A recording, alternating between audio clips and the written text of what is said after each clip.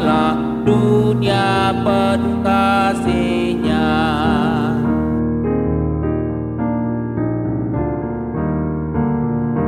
Ikon ente hono tabudian pasangapun nuhatai natuk manaluhon na jahat nang senjata porangi, nang senjata porangi, ay nang bisa do hati urot nungasal muna holomi huwaso ni Kristus ototong sa leleng-leleng nai. Salam saudara, saya berharap di pagi ini kita semuanya dalam keadaan sehat, dan sebelum kita mendengarkan firman Tuhan, mari kita bersatu dalam doa. Terima kasih Tuhan, Engkau memberikan kami kesempatan yang indah untuk dapat mendengarkan firman-Mu. Biarlah Engkau yang hadir di dalam hati dan pikiran kami, sehingga kami mampu dan mau melakukan segala kehendak-Mu. Berfirmanlah Engkau ya Tuhan, kami siap mendengarkan. Amin. Saudara yang terkasih, firman Tuhan untuk kita pada hari ini tertulis dalam kitab 2 Tawarik pasal 18 ayat 13. Beginilah firman Tuhan.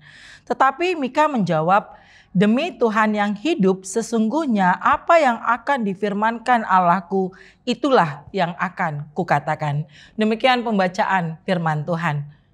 Saudara, ada peribahasa yang mengatakan, berani karena benar, takut karena salah. Kita pastinya sering mendengar itu yang mengingatkan kita juga untuk jangan takut menyatakan satu kebenaran. Dan kita percaya ketika kita mau dan berani menyampaikan kebenaran itu, maka saudara pasti kita akan mendapat penyertaan dari Tuhan. Itu saja yang menyenangkan hati kita. Itu saja yang menenangkan kita dan membawa kita untuk, ayo aku harus mengatakan kebenaran itu. Mari belajar untuk memperkatakan kebenaran.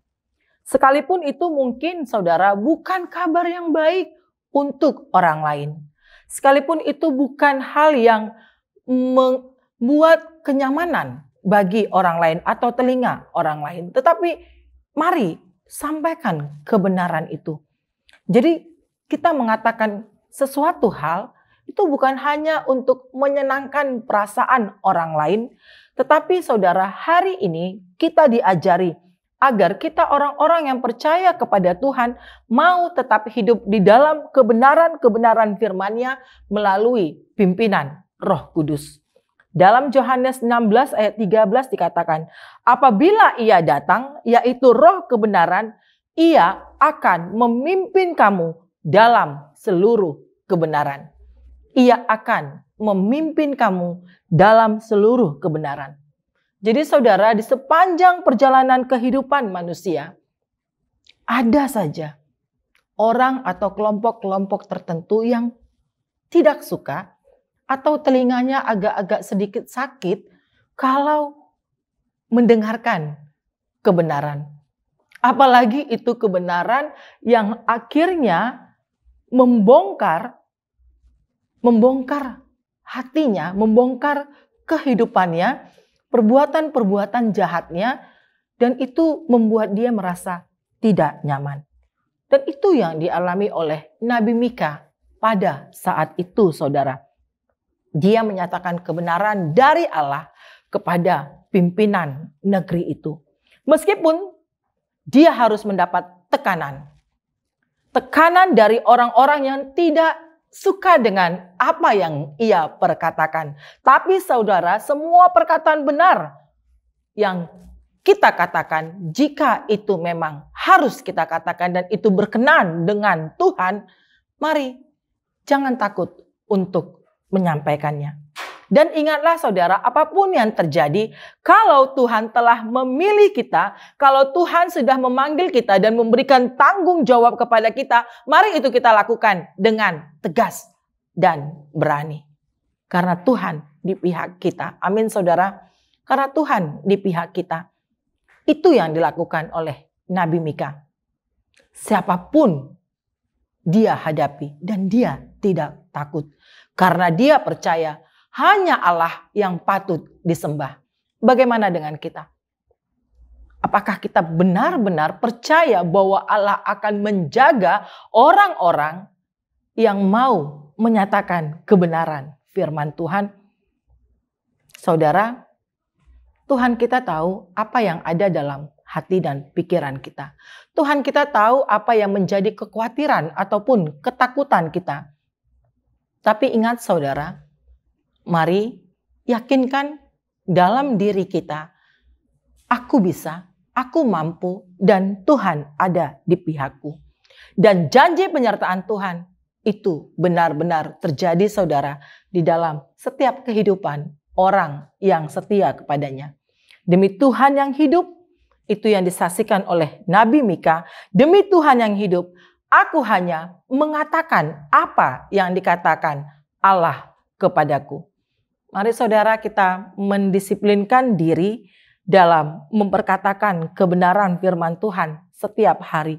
Dan biarkan itu selalu hadir dalam kehidupan kita dan kita sertakan Tuhan di dalam setiap gerak kehidupan kita. Amin, kita bersatu dalam doa. Tuhan Yesus, kami datang ke hadapan-Mu dengan segala kerendahan hati. Kami memohon belas kasih-Mu, agar Engkau yang senantiasa menggerakkan hidup kami untuk selalu memperkatakan firman-Mu. Sebab firman-Mu itu Tuhan lebih kuat dan tajam dari pedang bermata dua manapun. Kami juga ingin menjadi saksi betapa besarnya karya-Mu dalam kehidupan kami. Kami mengucap syukur Tuhan atas segala kebaikan-kebaikan yang sudah Tuhan berikan.